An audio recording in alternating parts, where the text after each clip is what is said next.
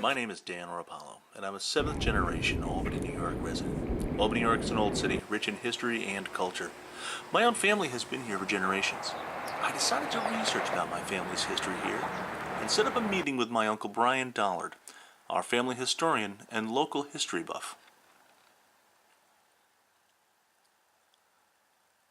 Among the road builders, hard-working patriarchs, and other respectable types, I learned a little bit more about some of the more colorful family members, namely my great-grandfather Samuel Towner Dollard. That's fine too. The more interesting person to others is my grandfather, who was named Samuel Adrian Bartow Towner Dollard. And the reason he got that moniker was, if you go back a few years to that first contract that my great-grandfather had with putting in the sewer, the men that hired him were Samuel Towner and Adrian Bartow.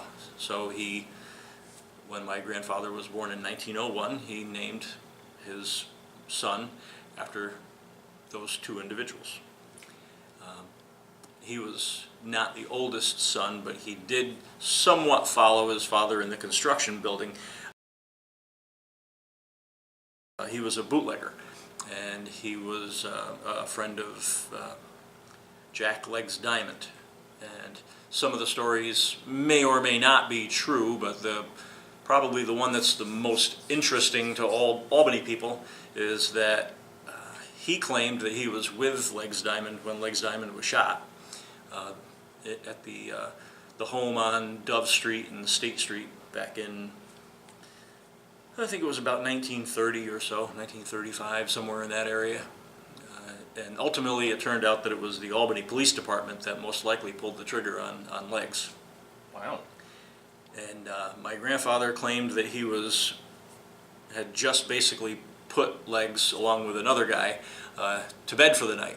And it just kind of tucked him in and was getting ready to go out the front door when they saw cars pulling up out in the front and took off out the back door. And in his words, all hell broke loose.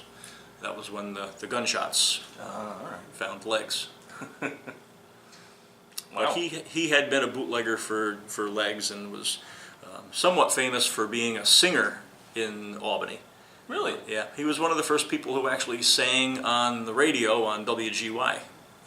And he would sing when WGY would record live and from they called it the Rainbow Room in the Kenmore Hotel on North Pearl Street in Albany, which was Legs' favorite hangout.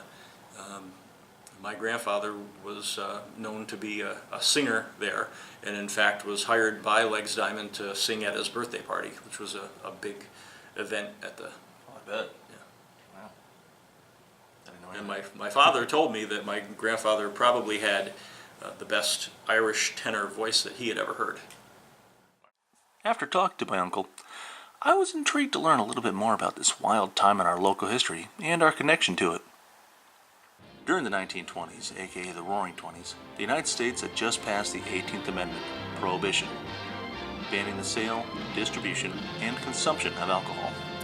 This led immediately, of course, to a new industry, bootlegging, the illegal production, sales, and distribution of alcohol. Speakeasy bars and gangsters rose and gained a type of local fame, or infamy, even to the point of becoming seen as local Robin Hoods and culture heroes. One such figure was Jack Legs Diamond.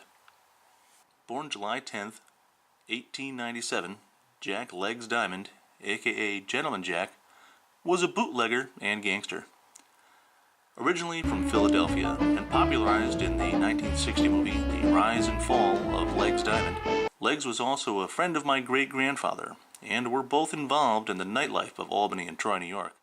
One of his favorite spots was the Kenmore Hotel on State and Pearl downtown.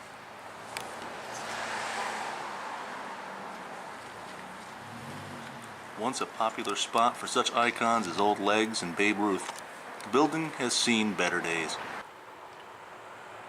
But this is the spot where my great-grandfather, the Irish tenor bootlegger, will perform for Legs and other folks of the day. Even in its disrepair, the building still shows its majesty.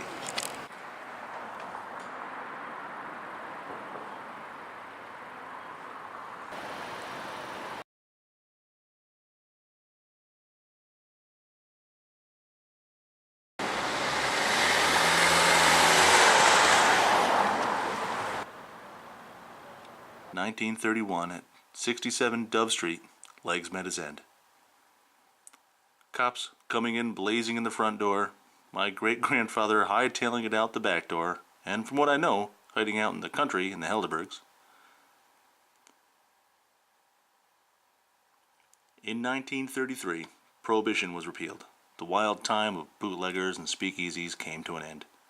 My great-grandfather went on to live a quiet life with my great-grandmother Vera and settled down as a family man. He passed on December 24th, 1991, an unassuming man with an extraordinary life.